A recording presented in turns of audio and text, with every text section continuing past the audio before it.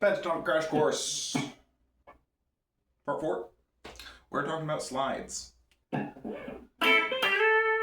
going to return to the key of E.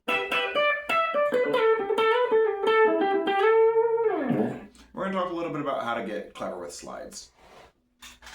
So, a slide, much like when we talked about hammer-ons and pull-offs, and wanting to go through the neck, and want to hit with a certain amount of downward force that we actually get a tone coming out of the guitar. In order to get a clean slide, notice that our guitar tends to jut out from us at an angle. And if we think about moving up the neck, my arm wants to follow its own natural arc. The arc of my arm, as I move it across, actually floats above the neck. To stay in contact, I need to kind of pull backwards against it. And so I want to think about continuously digging downwards and tugging that towards me, bringing my neck in my direction. Think about it kind of like that. Now, it's not really going to go anywhere because our arm is on the guitar here, or your strap will be up against it. But we want to be able to make a full slide all the way up the neck and maintain good contact. And so, the first thing that I think you should practice doing is moving in a slide on your pentatonic scale. So, and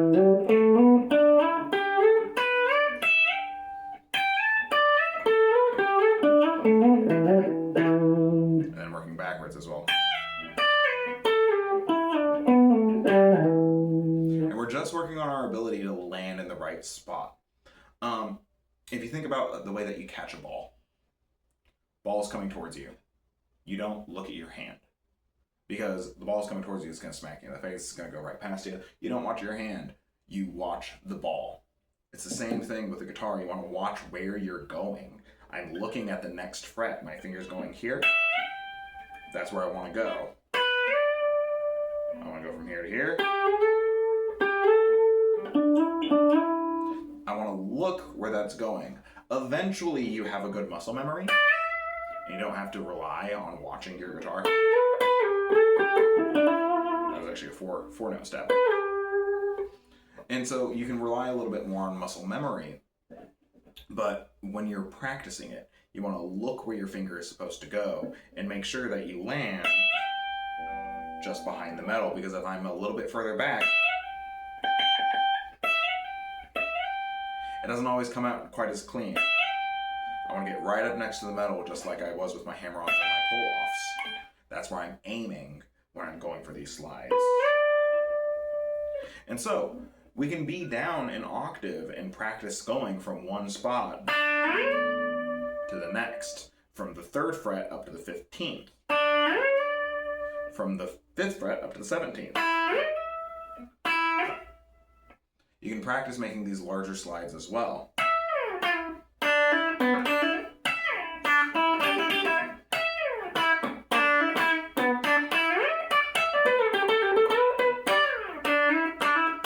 And that's just playing in the exact same solo box.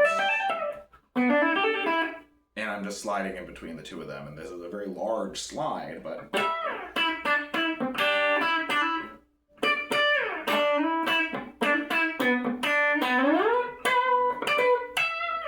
And I'm playing around with moving in a very far distance. Now, notice, a lot of those were really slow. Those slower slides, it's really indicative of kind of like funk styles, which is why I naturally started playing kind of funkier music.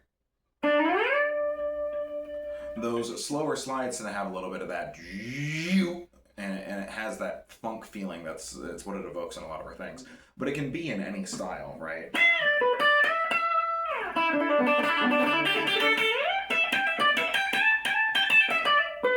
You know, I can add in rock, I can add in blues, whatever you want it to be.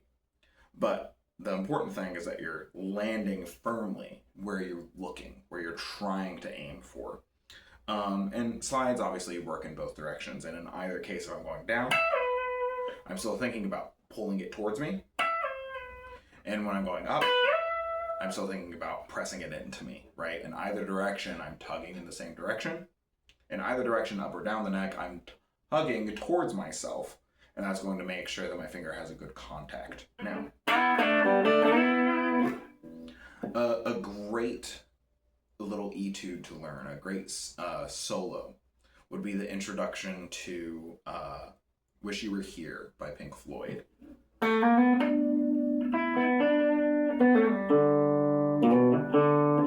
It has a lot of these slides back and forth, and there's this really great moment where he slides up using 2 fingers at a time. Now, when you're playing 2 notes that are side by side, or really any 2 notes at all on a guitar, it's called a double stop. And it has a really specific sound. When you're playing up and down on the pentatonic, it tends to be harmonized in fourths, and so it has this kind of Asian sound to it, if you want to think about like classical peepaw music or classical Chinese things like.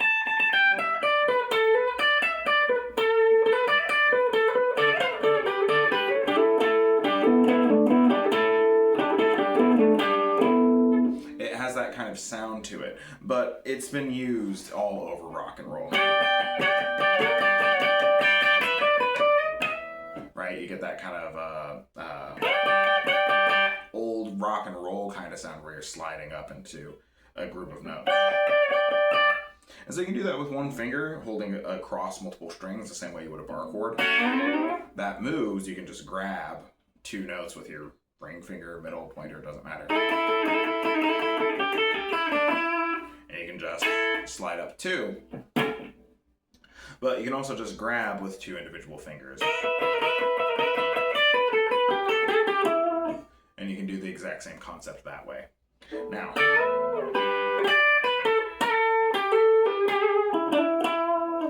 so double stops actually serve a different purpose besides just sliding in, though. You're harmonizing with the note, but the thing about playing 2 notes side by side in the pentatonic is that it's generally not that harmonically interesting. Most of the time, it's just supporting the other note. It's harmonizing with it in a quote-unquote boring way. But here's why that's actually really advantageous. If I start harmonizing using more interesting harmonies,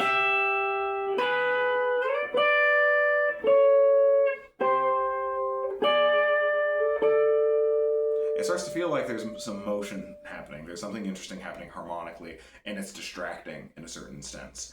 And a lot of guitar solos, they're just there to rip, man. They're there to give a moment of energy, right? It's supposed to be expressive. And it's not expressive in the sort of like pretty classical sense. It's expressive in a more visceral way. And especially when you're doing that kind of soloing, kind of Jimmy Page, early Clapton type stuff. Those double stops can really help with not feeling the energy drop so low. There's a great piece of advice that Eric Clapton gives that whenever he's moving from a full band setting into one of his solos, he'll play a lot of double stops because I have the bass and the drums and the singers and me playing and everything's so loud, and then everything kind of drops down to make space for me. But if I go from playing these fat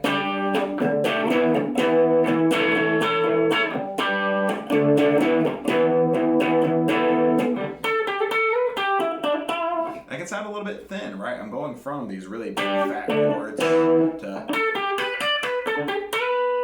to something that's just all by itself, these single note lines, and it doesn't feel very powerful. But I can open that up with double stops.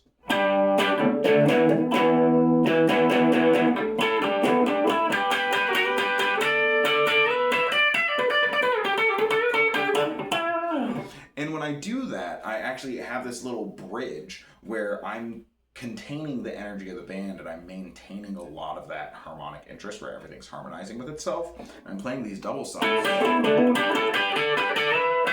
get that really big, fat, rude sound. And that means that when it goes all attention on me, it doesn't feel like I've dropped the ball. It feels like I've kept the whole energy going. Everyone's playing.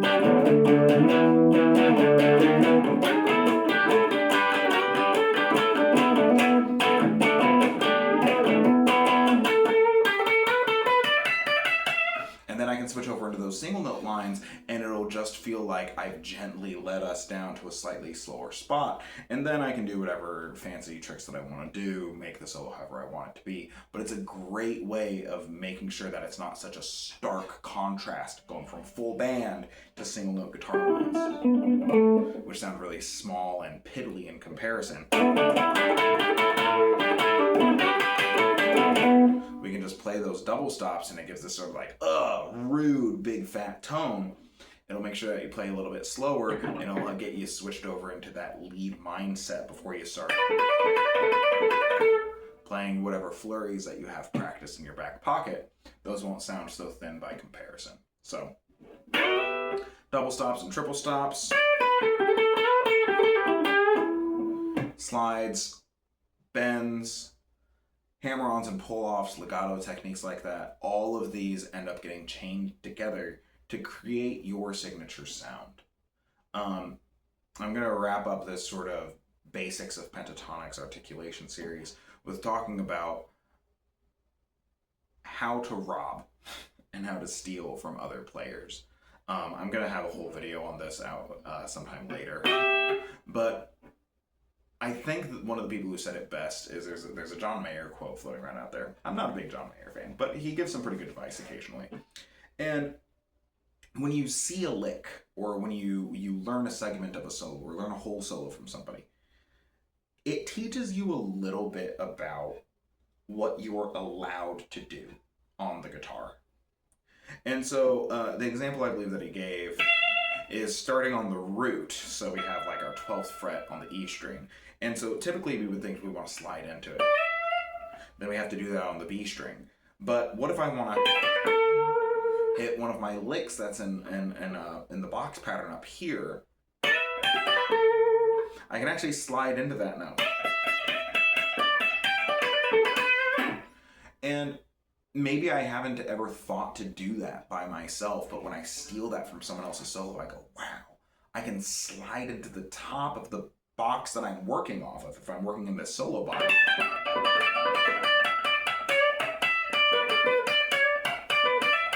I can slide into the top of it by just moving my hand back 1 or 2 frets and sliding up in.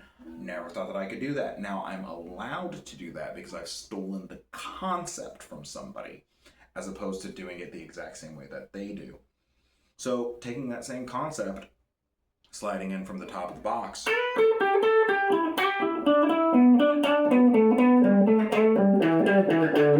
I can start using it in different positions and maybe come up with my own licks that isn't the exact same thing. So if they played,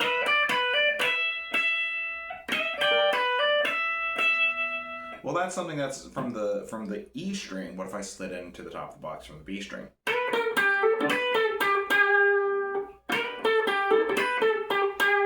And I might come up with something a little bit different. Because, again, the layout of our whole steps and our minor thirds changes from spot to spot. What sounds good isn't necessarily always the same.